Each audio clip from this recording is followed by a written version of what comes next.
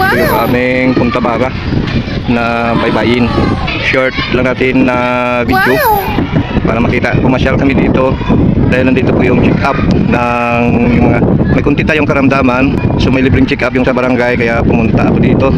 So ito po yung aming baybayin. Pinapakita ko lang po kung gaano kaganda itong aming lugar. Ito po ay sa Barangay Bara, Roa City, Capiz, Philippines. Ayan po. Okay. Ayan po, makikita doon yung mga isla-isla sa malayo. At yung mga palaisdaan. Yan yung tinatawag na taba or punot. At yan po yung aming pier, yung Kulasi Port. At nandito po ako ngayon sa Punta Bara, Roa City.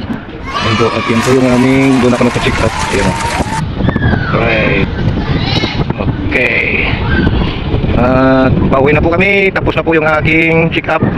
At meron na akong bibilihin para sa aking kalusugan. Maraming salamat po sa inyong lahat.